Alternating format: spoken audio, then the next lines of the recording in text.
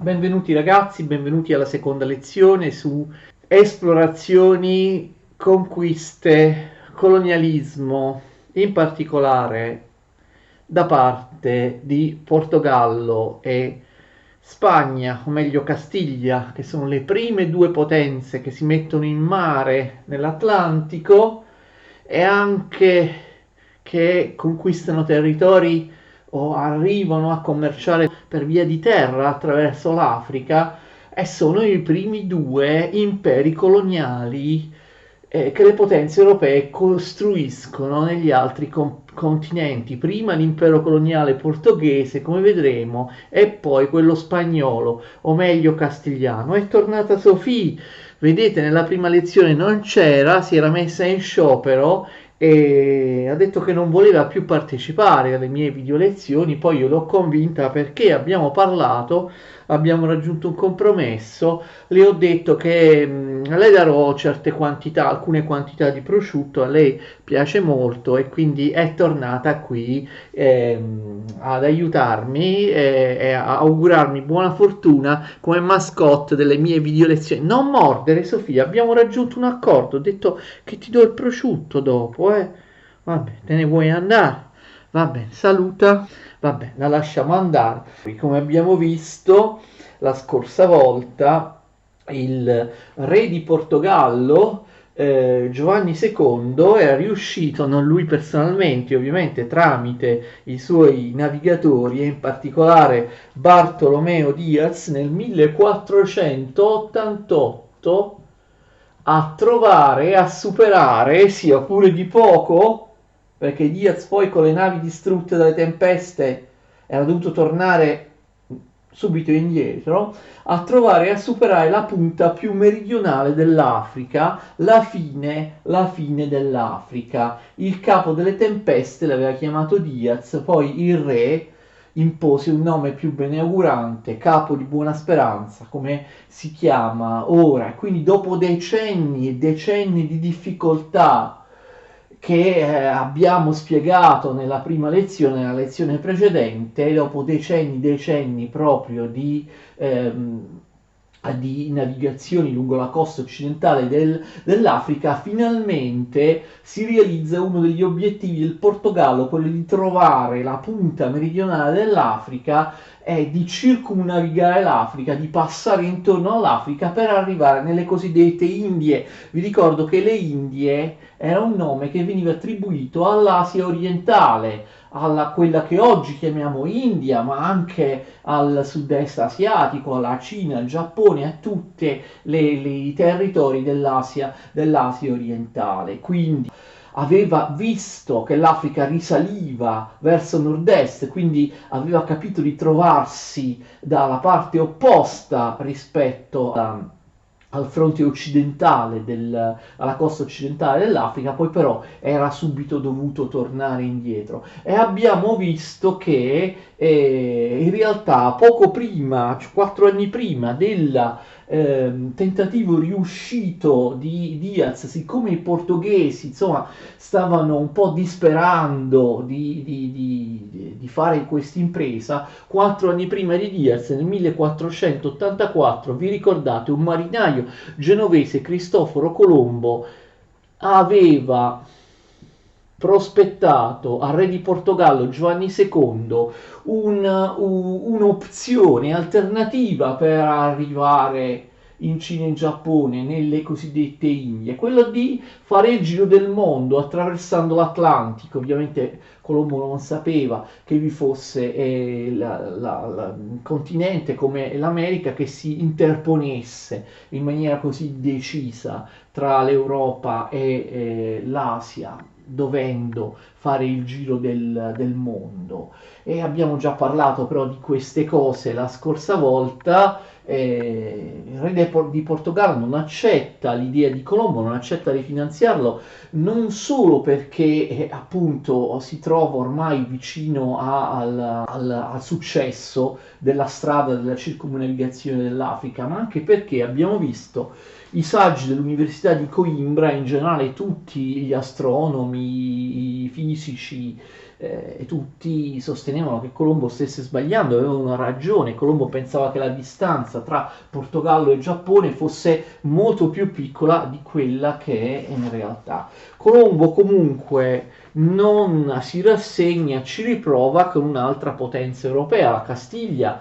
La Castiglia si era messa in mare molto dopo il Portogallo, aveva conquistato soltanto le isole Canarie, ve lo ricordate, l'abbiamo detto, la Castiglia occupa qui le Canarie. Comunque la Castiglia non era minimamente in grado di replicare la strada del Portogallo, perché abbiamo messo in evidenza la scorsa lezione che per poter navigare si poteva navigare, vi ricordate, soltanto con il vento alle spalle, non si poteva navigare contro vento, bisognava conoscere i venti, le correnti, in quali mesi dell'anno venti e correnti fossero favorevoli o contrari, eccetera.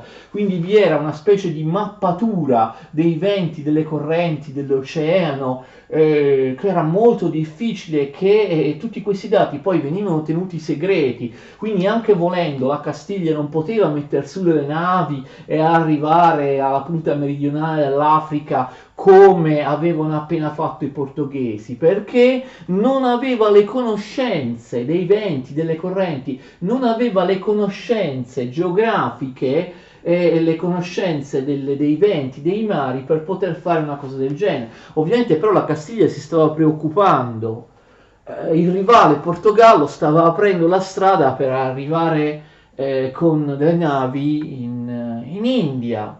In India, in Asia, in Cina non si poteva più arrivare per via di terra, perché già da tempo la cosiddetta via della seta, quella riaperta dopo molti secoli dai mongoli, si era richiusa. Ne abbiamo parlato in altri cicli di video lezioni, non si arrivava più per via di terra dall'Europa alla Cina, e quindi giustamente i portoghesi pensarono di farlo per mare. Allora Cristoforo Colombo sfrutta questa possibilità. Il Portogallo non ha voluto finanziarlo, non ha voluto credergli, non le ha voluto dare appunto credito. Lui si rivolge alla regina di Castiglia, Isabella. Si rivolge più volte a Isabella, una delle ultime volte, prima di quella che sarà la volta definitiva, nel 1490. Isabella dà a Colombo la stessa risposta del re di Portogallo, Giovanni II. Consulta anche lei i maestri di un'università, di un'importante università spagnola, quella di Salamanca, i quali le dicono: ma Colombo è pazzo, Colombo pensa che l'Oceano Atlantico sia più piccolo di 4 volte e mezzo rispetto a quello che è. Secondo Colombo il viaggio da Portogallo al Giappone non era molto lungo, ma lui sbagliava clamorosamente i suoi calcoli, o i calcoli dei geografi su cui si basava erano completamente errati. La vera distanza tra Portogallo e Giappone era 4 volte e mezza più grande rispetto a quello che Colombo pensava. In ogni caso, la regina Isabella dice anche a Colombo: io sto impegnando tutte le mie risorse e i miei finanziamenti nella guerra di Reconquista. Vi ricordate quello che restava del regno dei Mori musulmani in Spagna, il regno di Granada, e quindi dice anche: ho altro da fare, ho altre priorità, tutte le mie risorse sono destinate alla guerra per completare la Reconquista, non ho soldi da spendere per finanziarti, caro Colombo. La Reconquista però finisce, come sapete, all'inizio del 1492. Granada cade e cessa di esistere per sempre lo stato dei Mori musulmani in Spagna. Questa crociata si conclude definitivamente.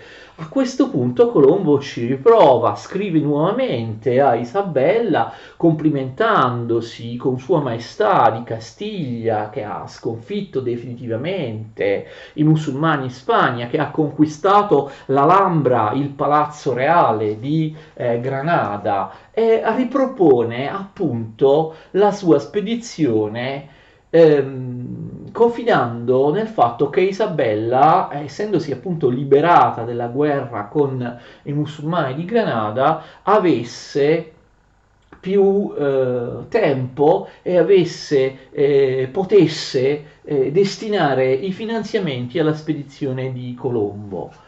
L'insistenza di Colombo viene premiata. Isabella va oltre le obiezioni dei saggi di Salamanca, va oltre le obiezioni dei suoi esperti che dicono Colombo è un pazzo, Colombo sbaglia, Colombo non arriverà mai in Giappone e in Cina, il viaggio è troppo lungo. Perché non provare, dice Isabella, perché non dare una chance, perché non dare una possibilità a Cristoforo Colombo, a questo marinaio veneziano, e quindi decide di finanziarlo. Se Colombo poi si perderà nell'Atlantico, non arriverà da nessuna parte, pazienza, lo finanzia. Peraltro lo finanzia senza neanche scucire molto i cordoni della borsa. Pensate che ci sono degli storici contemporanei che proprio pochi decenni fa hanno fatto dei calcoli e hanno stabilito che in realtà quanti soldi Isabella diede a Cristoforo Colombo? Pochi. Cioè un finanziamento che corrisponde a 40.000 o 70.000 euro attuali.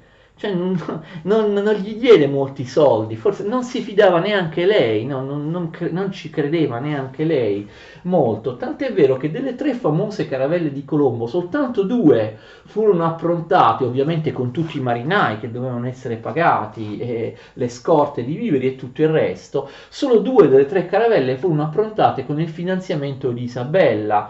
Colombo ne trovò una terza con dei capitali propri o con dei finanziamenti, con dei prestiti di altri soggetti. Quindi mette insieme queste 3 caravelle. Le motivazioni di Colombo sono importanti e sono 3. Prima di tutto Colombo vuole dimostrare di aver ragione, cioè c'è proprio una motivazione, come dire, professionale, scientifica alla base del viaggio di Colombo. Colombo vuol dimostrare di aver ragione, vuol dimostrare che il mondo è piccolo, che l'Oceano Atlantico è molto più piccolo di quanto si pensi e che si possa arrivare all'Oriente andando verso l'Occidente, facendo il giro del mondo, circumnavigando il mondo, dall'Europa tu ti trovi in Giappone e in Cina. Quindi questa è comunque una motivazione. Colombo era convinto che si potesse fare. Guardate che gli europei, i marinai europei, non erano del tutto ignari della possibilità che vi fossero delle terre non molto lontane dagli arcipelaghi atlantici scoperti agli europei. Ricordate le Azzorre, che sono portoghesi, vedete, sono già nel mezzo dell'Atlantico in direzione dell'America. Molti navigatori che erano stati in Islanda o in Groenlandia avevano visto anche dei legni o degli oggetti nel mare che sembravano provenire da una terra che non era molto a occidente. Fate attenzione, Colombo basa le sue ipotesi su un'esperienza notevole. Colombo era un navigatore esperto. Colombo aveva un po' più di 40 anni quando fece la sua proposta al re di Portogallo, aveva quasi 50 anni quando parte nel 1492 finanziato da Isabella di Castiglia. Colombo non era un giovanotto o un marinaio senza molta esperienza. Colombo aveva comandato numerose spedizioni.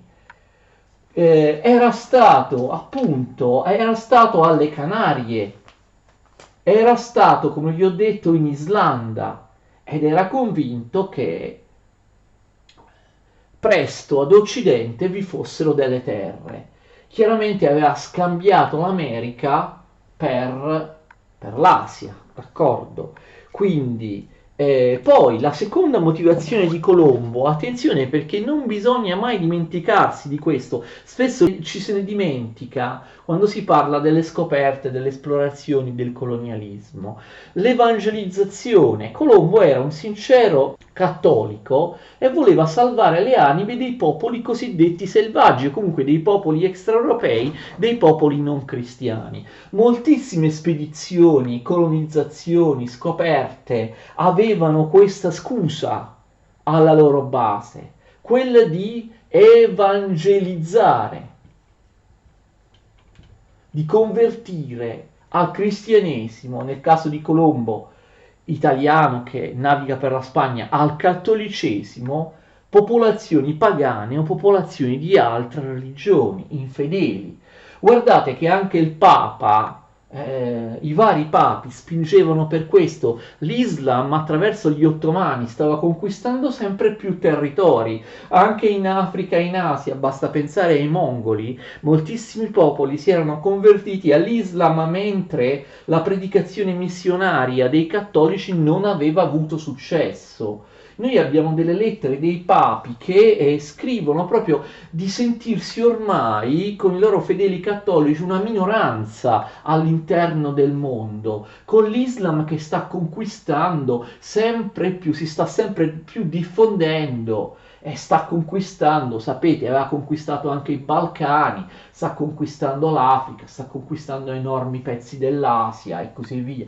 Quindi era in quel momento è sempre stato così, ma in quel momento in particolare era particolarmente urgente per i papi o per i sovrani cattolici diffondere la religione cattolica in altri continenti perché gli islamici stavano facendo lo stesso, quindi bisognava in qualche modo competere con l'enorme diffusione, le conquiste dell'Islam e quindi scoprire nuovi territori o arrivare in Asia significava anche portare dei missionari per cercare di convertire la popolazione al cattolicesimo. Infatti, anche sulle navi di Colombo vengono imbarcati dei sacerdoti che dovranno poi evangelizzare le genti dei territori scoperti.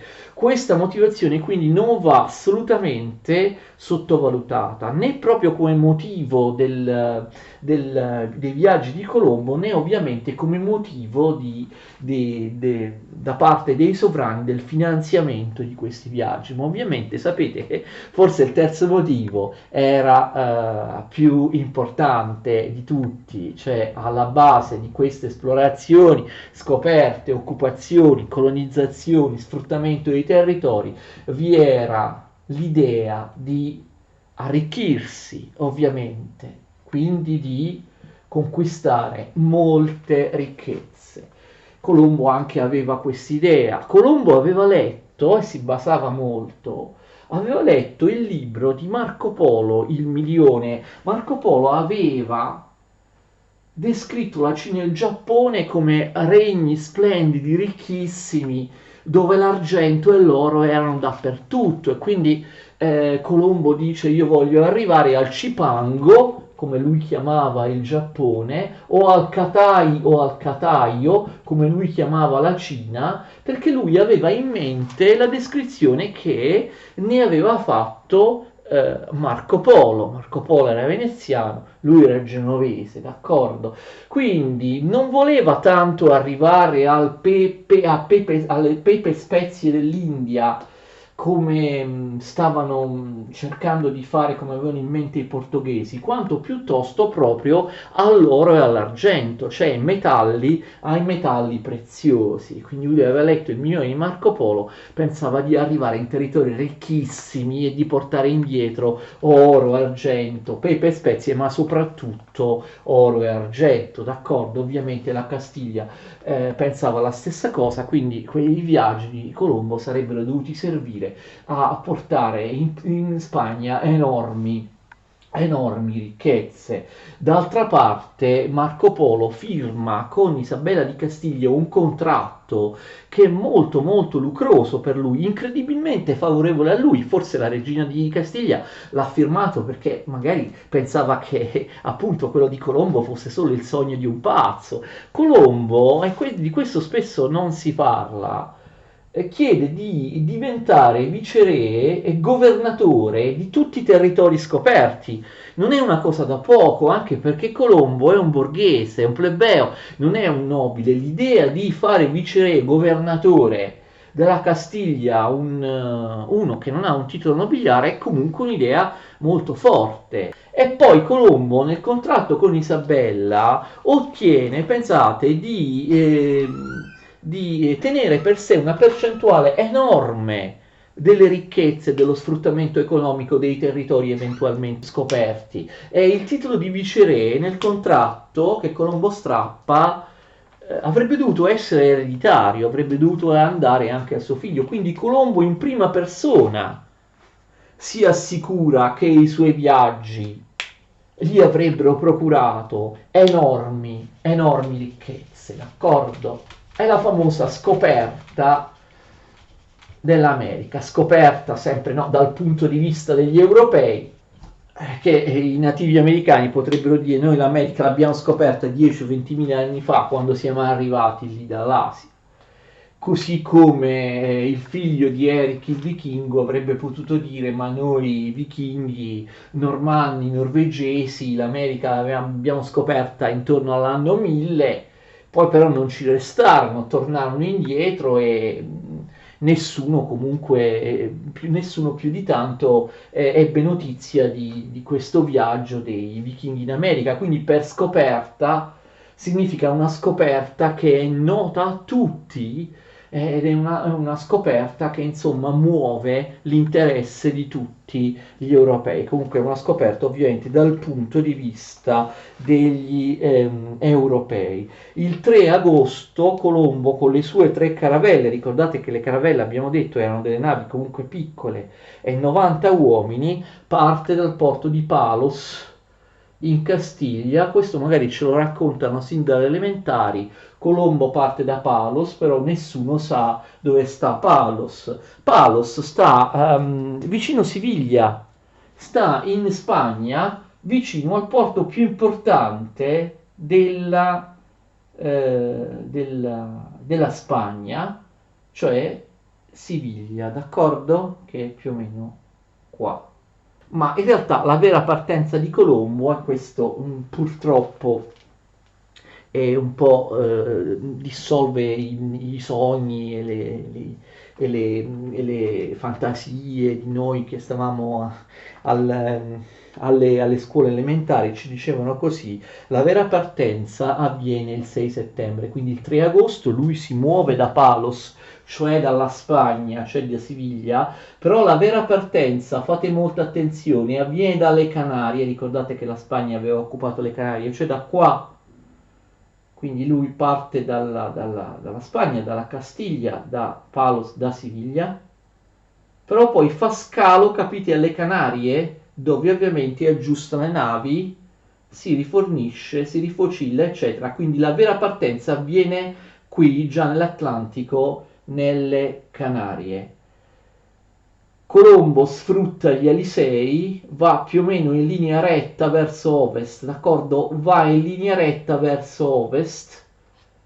È fortunato perché avrebbe potuto trovare un uragano e sarebbe finita lì, sarebbero morti tutti. Fortunatamente lui non lo trova e quindi parte il 6 settembre dalle Canarie dopo 36 giorni di navigazione senza scalo, senza trovare terra, senza trovare un'isoletta, arriva nelle Antille, d'accordo, nei Caraibi, viene avvistata terra ovviamente il 12 ottobre, diciamo la sera la notte tra il 12 e il 13 ottobre Stiamo parlando ovviamente del 1492, dove sbarca Colombo. Attenzione, Colombo sbarca in un'isoletta delle Bahamas. Vedete dove sono le Bahamas? Se ingrandite qui, le Bahamas sono qui. Le Bahamas sono le Antille che si trovano più a nord rispetto alle altre Antille. Le Bahamas si trovano a est della Florida, ok?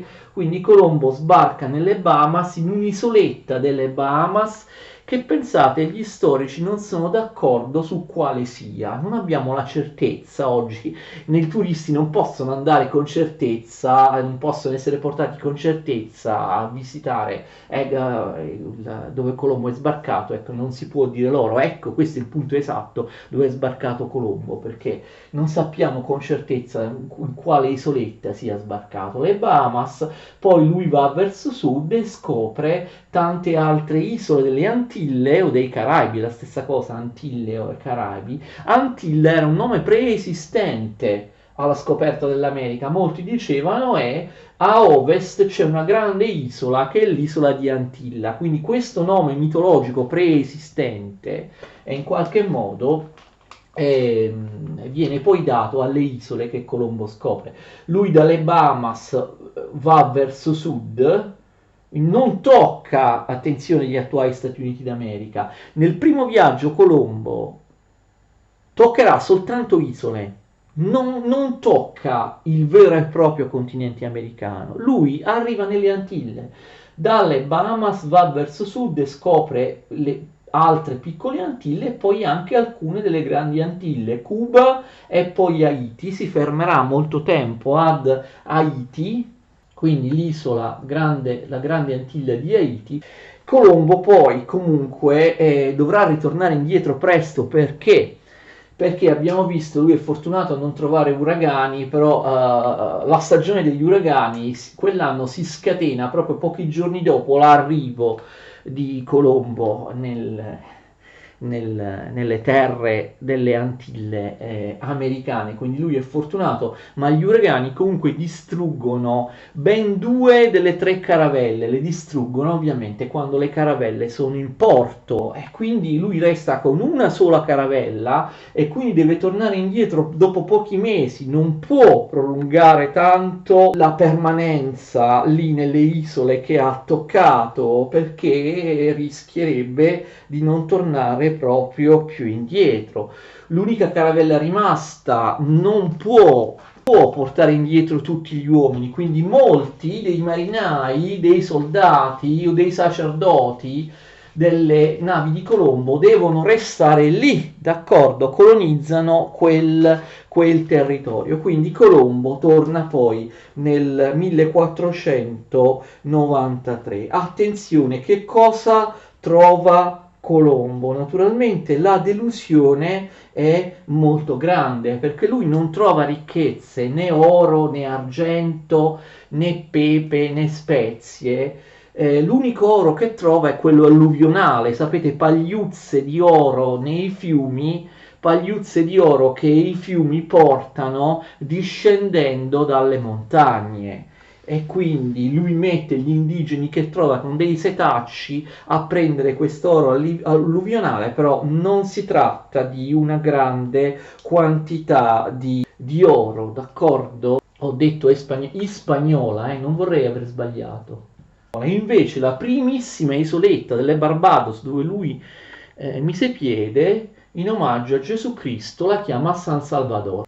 Ok, quindi anche nelle altre isole delle Bahamas oppure a Cuba o Antille lui non trova oro, non trova spezie, non trova niente e trova soltanto degli indigeni molto semplici, molto semplici, molto benevoli nei confronti degli spagnoli che sono sbarcati lì, molto semplici e poco organizzati, che vestono seminudi, non sembrano rispondere a nessuna autorità, non vi è uno Stato, non vi è una civiltà organizzata, vivono in maniera semplice a contatto con la natura questi indigeni, questi americani che Colombo scopre. non sembrano somigliare ai cinesi o ai giapponesi. Nessuno di loro sa dare a Colombo notizie del Gran Khan, dell'impero della Cina oppure dell'impero del Giappone. Non ci sono strutture sociali, non ci sono leggi, non ci sono amministratori, non c'è una monarchia, non c'è un impero, non c'è un'organizzazione dello Stato, ma soltanto indigeni che appunto vivono in maniera assolutamente primitiva a contatto con la natura. Colombo non cambia idea, Colombo pensa che quelle siano delle isole vicine al Giappone e alla Cina, d'accordo? Che bisognasse semplicemente continuare verso ovest per trovare il Giappone e la Cina. Tuttavia, ricchezze Colombo assolutamente non ne trova. In ogni caso, certamente la notizia della scoperta di terre così profondamente a ovest nell'Oceano Atlantico è una scoperta eccezionale che sorprende tutti quando Colombo la riporta nel viaggio di ritorno. Lui riesce a tornare abilmente, era un ottimo marinaio Colombo, vedremo che sarà però un pessimo politico e amministratore.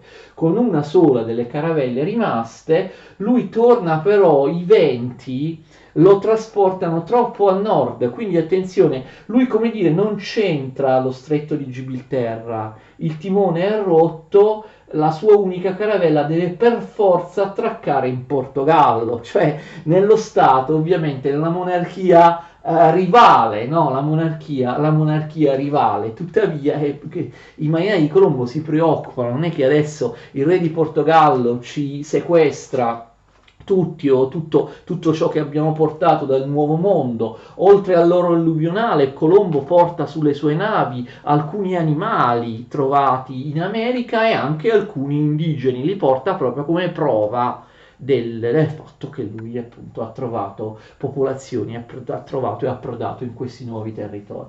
Invece il re del Portogallo molto sportivamente si congratula con Colombo, gli permette di aggiustare le navi, scrive alla sua collega spagnola, la regina Isabella, il re di Portogallo scrive a Isabella dicendo: io ho accolto i tuoi marinai, i marinai di Colombo, complimenti per le terre che avete scoperto, quindi si comporta in maniera diciamo molto educata il re del Portogallo, quindi Colombo poi dal Portogallo ritorna a Siviglia, ritorna in Spagna, ritorna in Castiglia.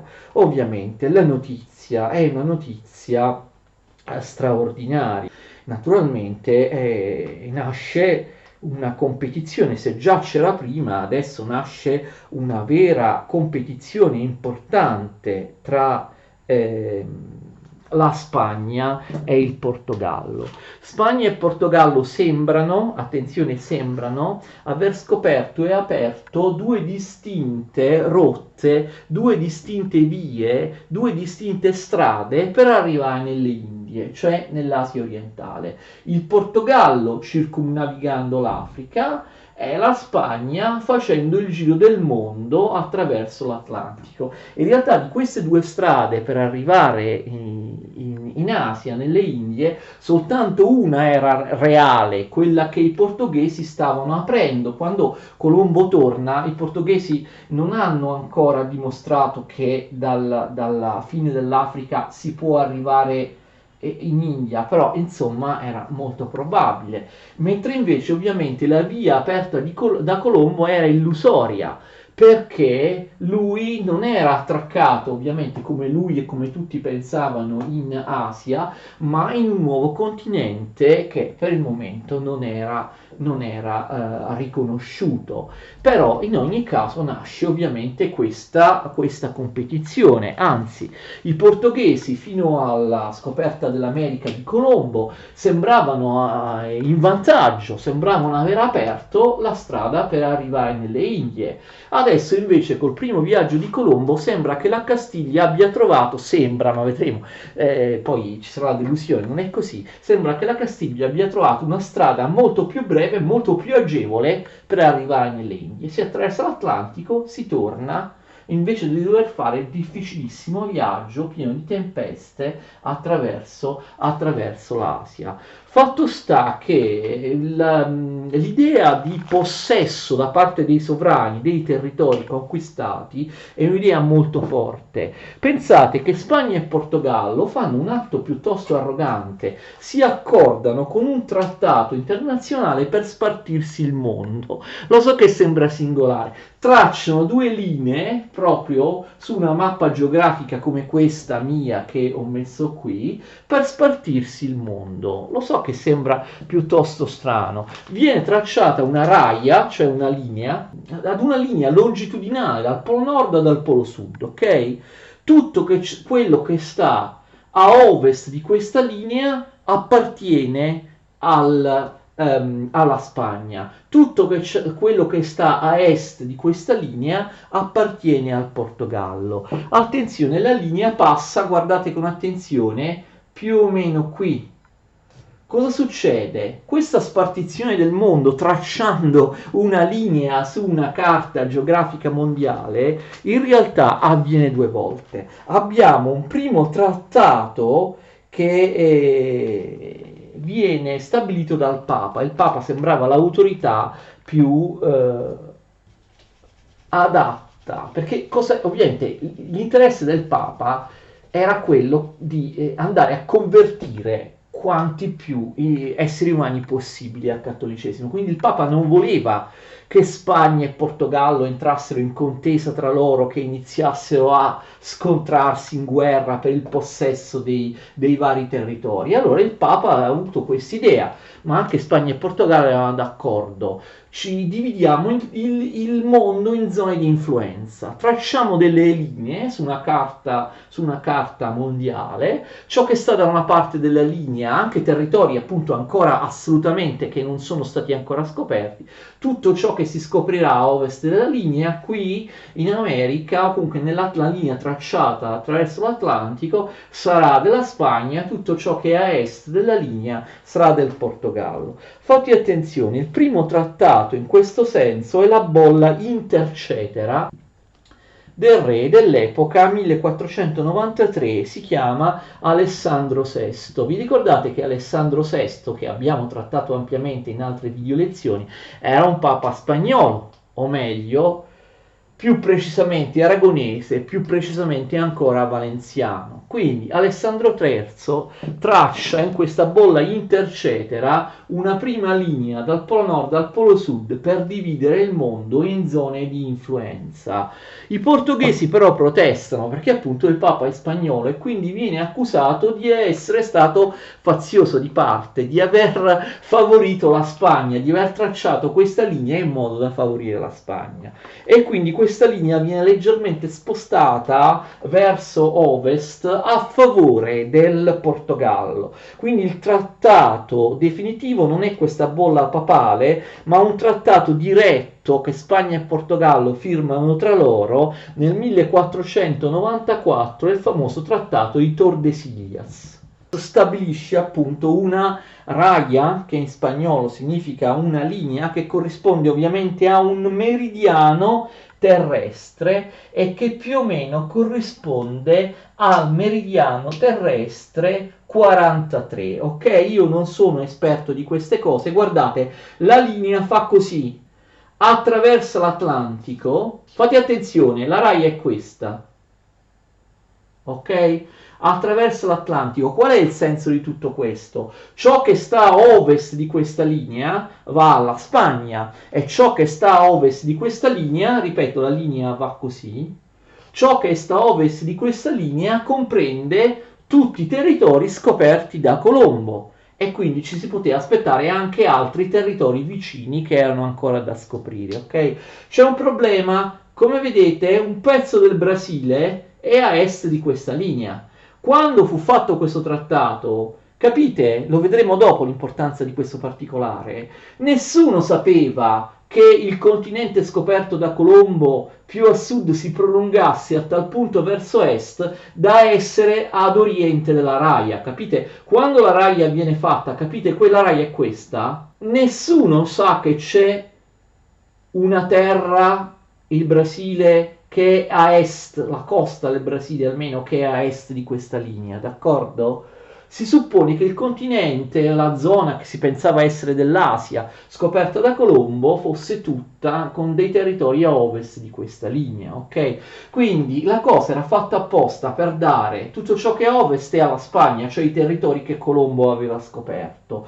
Tutto ciò che è a est è del Portogallo e tutto ciò che è a est ovviamente è fondamentalmente l'Africa, che infatti i portoghesi stavano percorrendo, gli spagnoli no, quindi l'Africa e le sue ricchezze, ricordate l'oro subsahariano, gli schiavi dell'Africa e così via, ma anche, attenzione, il pepe e le spezie dell'Asia, dell'India, dove i portoghesi volevano arrivare. Chi di voi è esperto in geografia avrà capito che una raia, un meridiano, prevede che ci sia un altro meridiano dall'altra parte del mondo, no? Cioè questo meridiano poi si continua dall'altra parte del mondo. E infatti, attenzione, la raia passa, se mi vedete, siamo appena qui, passa da qui, d'accordo? Dall'altra parte del mondo la raia si proietta qui, ok? Quindi in questo caso tutto ciò che è a ovest di questa seconda linea è del Portogallo e quindi significava dare al Portogallo l'India, d'accordo, i posti dove si pensava ci fosse il pepe e le spezie. Però in realtà questa linea passa, come vedete, se vedete, lasciando una parte della Cina a est e soprattutto il Giappone tutto a est, quindi sarebbe dovuto appartenere alla Spagna, ma anche le Filippine erano in buona parte erano a est di questa linea e vedremo che per questo motivo la Spagna si prenderà le Filippine. Comunque la raia, soprattutto quella est, capite, venne tracciata a casaccio, alla cieca, nessuno poteva sapere quali fossero i territori a ovest di questa linea e a est di questa linea, capite? Tutto ciò che sarebbe stato scoperto da una parte della linea sarebbe stato spagnolo, tutto ciò che sarebbe stato scoperto in futuro dall'altra parte della linea sarebbe stato portoghese. Primo, questo è un atto di arroganza, come tutto il mondo, tutto ciò che è al di fuori dell'Europa o che appartiene ad altri popoli, magari cosiddetti primitivi e selvaggi, o comunque tutto ciò che è al di fuori del mondo conosciuto, come appartiene soltanto a Spagna e Portogallo. È assurdo. Tra l'altro, anche tenendo per buona questa mentalità coloniale, imperialistica, possessiva che è alla base di questo trattato, vi erano anche altre potenze coloniali che si stavano mettendo per mare, Francia e Inghilterra, tant'è vero che Francia e Inghilterra protestarono e dissero che per loro il trattato era invalido. È ovvio, perché Francia e Inghilterra dicono ci siamo anche noi possiamo scoprire e conquistare territori. Quindi questo fatto del trattato di Tordesillas vi spiega, penso, abbastanza bene quale sia la mentalità anche alla base delle scoperte. Io scopro, metto piede su una terra che ancora gli europei non conoscono, quella terra è mia, cioè appartiene a quel regno, a quella monarchia o all'altra monarchia. Ovviamente Colombo torna in trionfo, pur non avendo potuto dimostrare di essere arrivato nelle Indie, di non aver trovato l'impero del Gran Khan, non aver trovato ricchezze, eccetera, e quindi viene finanziato molto più abbondantemente per un secondo viaggio. Colombo questa volta resta molto più tempo in America, il suo secondo viaggio dura dal 1493 al 1496, non parte con 3 piccole caravelle, ma con 17 navi. Secondo viaggio di Colombo 1493-1496.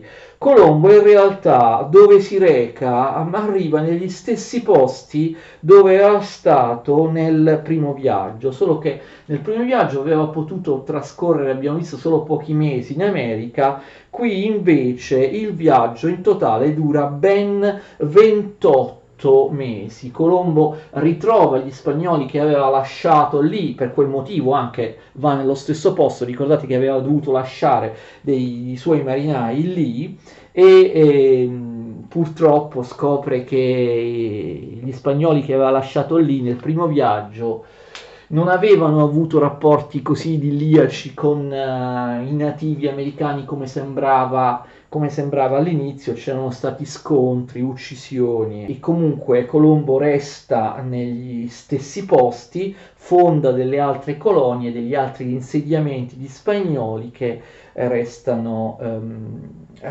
lì, molto spesso si accoppiano ovviamente anche con le donne del luogo. Anche in questo caso però Colombo non può dimostrare di essere arrivato in Cina o in Giappone o nelle Indie, tant'è vero che molti iniziano a dubitarne, iniziano a capire che Colombo ha scoperto un altro continente che si interpone nell'Atlantico tra Europa e Asia, non è arrivato veramente in Asia.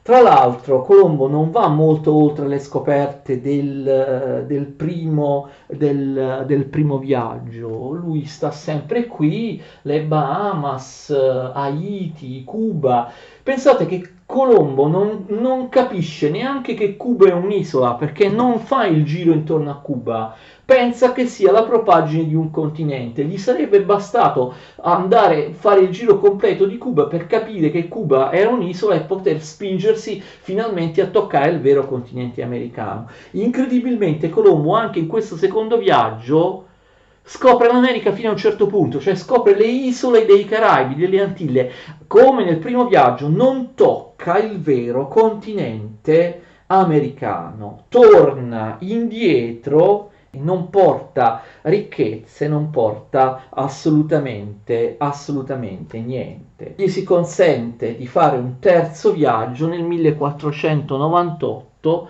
Il terzo viaggio è un fallimento, questa volta Colombo va più a sud, decisamente più a sud, arriva in Venezuela, finalmente in questo terzo viaggio lui tocca il vero continente americano, non solo le isole, arriva in Venezuela alle foci dell'Orinoco, d'accordo qui, alle foci del fiume Orinoco. Colombo prende un abbaglio anche qui perché non si accorge che il Venezuela è un continente, cioè pensa che sia un'isola e pensa che l'Orinoco sia un mare, perché l'Orinoco, capite, alla sua foce è un fiume talmente vasto, enorme, che lui che è ancora salato, e Colombo non capisce inizialmente che l'Orinoco è un fiume, pensa che sia un mare, pensa che la terra che ha toccato sia l'ennesima isola. Poi capisce di aver sbagliato, ma nel frattempo ha perso molto tempo. Comunque lì in Venezuela, da quelle parti, sia nelle isole sia nel territorio del Venezuela, non trova assolutamente niente se non una natura molto ostile, dei popoli assolutamente molto primitivi, e quindi torna indietro anche qui senza aver portato alcuna ricchezza, e non solo senza aver portato alcuna ricchezza, ma senza aver ancora una volta dimostrato di essere arrivato in Asia.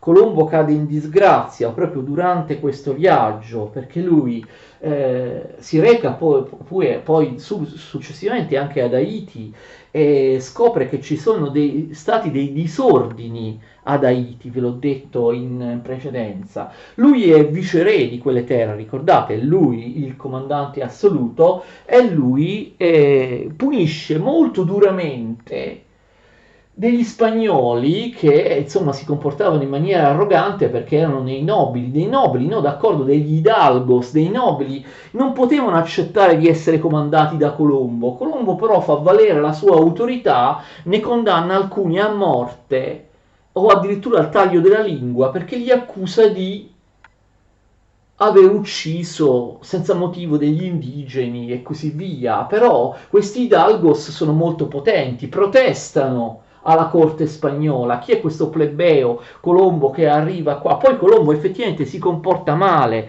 condanna a morte degli innocenti, non è comunque in grado di farsi rispettare. Ottimo navigatore, ma come politico non ha alcun tipo di autorità. Quindi la Spagna manda con altre navi un altro navigatore che deve sostituire Colombo. Colombo viene destituito da tutti i suoi incarichi, la percentuale sulle ricchezze, il titolo di viceré, il fatto che il titolo di viceré lascerei debba andare al figlio, tutte le cose che lui aveva firmato, che lui aveva sancito prima di partire per il primo viaggio, gli vengono annullate e lui viene messo sotto accusa e ritorna, pensate, dal terzo viaggio in catene, d'accordo, ritorna incarcerato e perde tutto.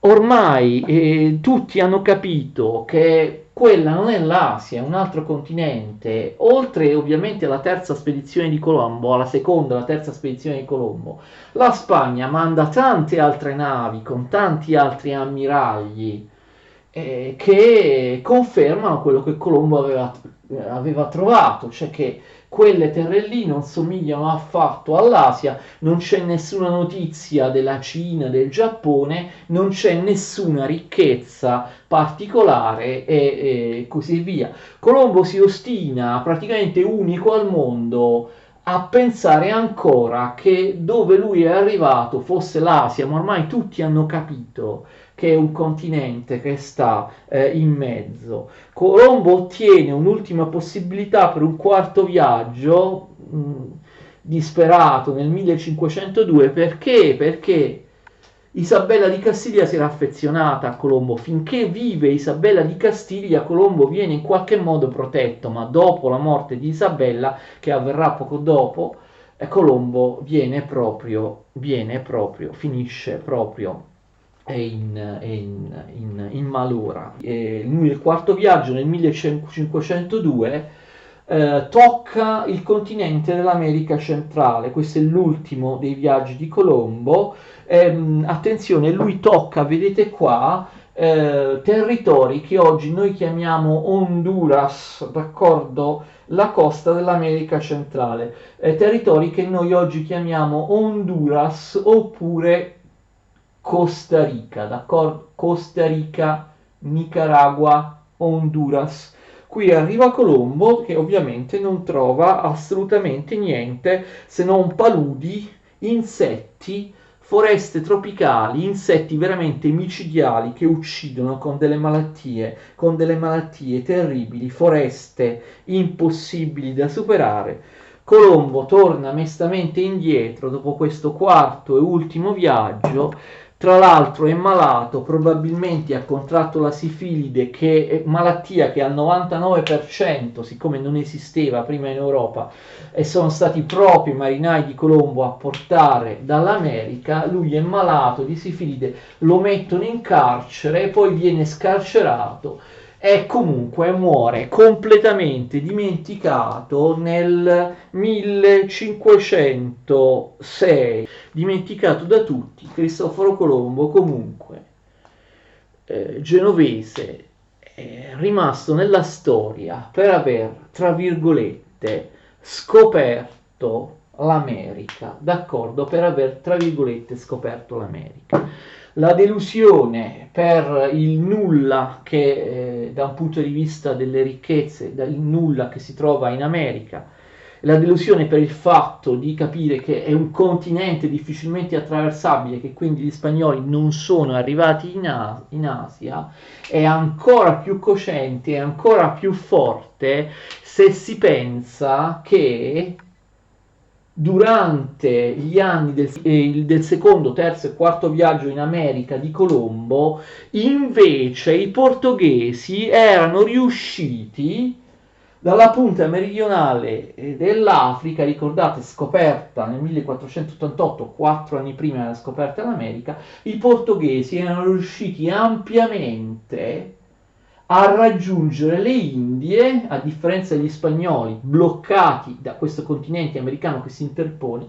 I portoghesi erano riusciti ad arrivare ampiamente nelle Indie, dall'India vera e propria fino all'Indonesia, a portare in Europa enormi quantitativi di pepe e spezie, arricchendosi moltissimo, e a costituire un vero e proprio impero coloniale che li arricchisce molto. Quindi in questa fase, ecco, all'inizio, dopo il primo viaggio di Colombo, abbiamo visto, sembrava che la Castiglia e la Spagna fosse in vantaggio, sembrava aver scoperto la strada più breve, la strada migliore per arrivare nelle Indie, ma poi ci fu la delusione.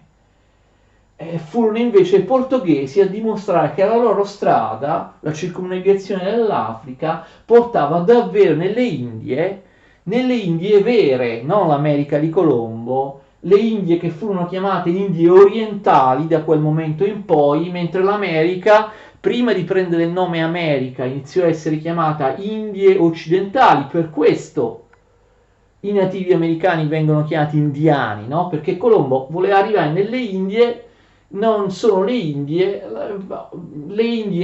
vengono chiamate Indie orientali, l'America viene chiamata Indie occidentali. Quindi i portoghesi arrivano nelle Indie vere, non quelle false americane di Colombo, e trovano le ricchezze, riescono ad appropriarsene, a portarne in Europa, a portarle in Europa soprattutto pepe e spezie e di arricchirsi moltissimo. Quindi d'altra parte per secoli l'unica strada realmente fattibile e praticabile per arrivare in Asia dall'Europa sarà sempre la circumnavigazione dell'Africa, fino ovviamente alla fine dell'Ottocento, quando fu tagliato, aperto il canale di Suez. Quindi il Portogallo aveva trovato la strada giusta per arrivare in Asia, si stava arricchendo moltissimo, mentre la Spagna in America non aveva trovato granché e come vedremo non riuscirà neanche a trovare il passaggio dall'America per arrivare in Asia.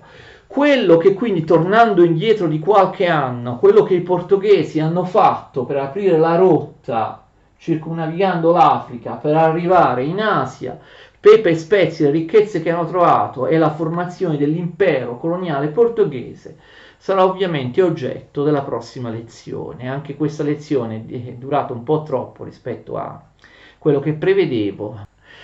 Ci vediamo la prossima volta, arrivederci.